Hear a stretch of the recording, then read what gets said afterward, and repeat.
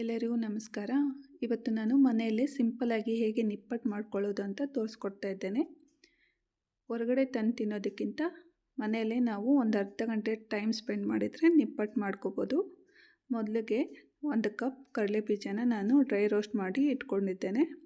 ಅದನ್ನು ಸಿಪ್ಪೆ ಎಲ್ಲ ತೆಗೆದು ಒಂದು ಮಿಕ್ಸಿ ಜಾರ್ಗೆ ಆ್ಯಡ್ ಮಾಡಿಕೊಳ್ಬೇಕು.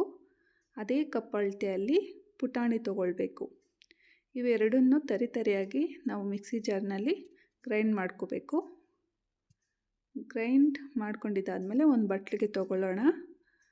ಅದೇ ಕಪ್ ಅಳತೆಯಲ್ಲಿ ನಾನು ಅಕ್ಕಿ ಹಿಟ್ಟನ್ನು ತೊಗೊಳ್ತಾ ಇದ್ದೇನೆ.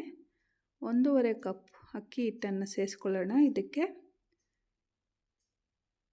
1 ಸ್ಪೂನ್ ಚಿಲ್ಲಿ ಫ್ಲೇಕ್ಸ್ ಆ್ಯಡ್ ಮಾಡಿಕೊಳ್ಬೇಕು.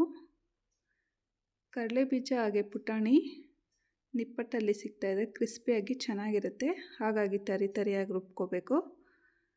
ಹಾಗೆ 2 ಸ್ಪೂನ್ ಎಣ್ಣೆನ ಆ್ಯಡ್ ಮಾಡ್ಕೊಳ್ಳೋಣ. ಇದು ಕಾದಿರೋ ಎಣ್ಣೆ. ರುಚಿಗೆ ತಕ್ಕಷ್ಟು ಉಪ್ಪನ್ನು ಸೇರಿಸ್ಕೊಳ್ಬೇಕು.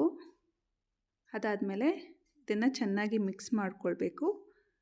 ಮಿಕ್ಸ್ ಮಾಡಿಕೊಂಡು ಕೈಯಲ್ಲಿ ಈ ರೀತಿ ಉಂಡೆ ಕಟ್ಟಿ ನೋಡಬೇಕು. ಉಂಡೆ ಈ ರೀತಿ ಕಟ್ಟಿದ್ದೆ ಅಂದರೆ ಅದು ಚೆನ್ನಾಗಿ ಬರುತ್ತೆ, ಕರೆಕ್ಟಾಗಿದೆ ಅಂತ. ಒಂದು ವೇಳೆ ಏನಾದರೂ ಉಂಡೆ ಕಟ್ಟೋಕ್ಕಾಗಿಲ್ಲ, ಬರ್ತಾ ಇಲ್ಲ ಅಂದರೆ ಇನ್ನು ಸ್ವಲ್ಪ ಎಣ್ಣೆ ಸೇರಿಸ್ಕೊಂಡು ಉಂಡೆ ಕಟ್ಕೊಳ್ಳಿ. ಈ ರೀತಿ ಚಪಾತಿ ಹಿಟ್ಟಿನ ಥರ ಮಾಡ್ಕೊಳ್ಳಿ. ಅದಾದಮೇಲೆ ಒಂದು ಎಣ್ಣೆ ಕವರ್ ತೊಗೊಂಡು ಅದ್ರ ಮೇಲೆ ಪ್ರೆಸ್ ಮಾಡಿದ್ದೇನೆ. ಕೈಯಲ್ಲೂ ನೀವು ಪ್ರೆಸ್ ಮಾಡ್ಕೋಬೋದು. ಕಾದಿರೋ ಎಣ್ಣೆಗೆ ಈ ರೀತಿ ನಿಪ್ಪಟ್ಟನ್ನ ಹಾಕಬೇಕು. ಡೀಪ್ ಫ್ರೈ ಮಾಡಿಕೊಂಡು ಈ ನೊರೆ ಎಲ್ಲ ಕಡಿಮೆ ಆಗೋವರೆಗೂ ಇರಬೇಕು. ಈ ನೊರೆ ಕಡಿಮೆ ಆಗಿದೆ ಅಂದರೆ ನಿಪ್ಪಟ್ಟು ರೆಡಿ ಆಗಿದೆ ಅಂತ. ಆವಾಗ ನಾವು ತೆಗಿಬೋದು. ನೋಡಿ ಎಷ್ಟು ಚೆನ್ನಾಗಿ ಬಂದಿದೆ ನಿಪ್ಪಟ್ಟು. ತುಂಬ ಕ್ರಿಸ್ಪಿಯಾಗಿ ಹಾಗೆ ಸ್ಮೂತಾಗಿದೆ. ಬಾಯಲ್ಲಿಟ್ಟರೆ ಕರಗೋಗುತ್ತೆ, ಆ ರೀತಿ ಇದೆ. Thank you.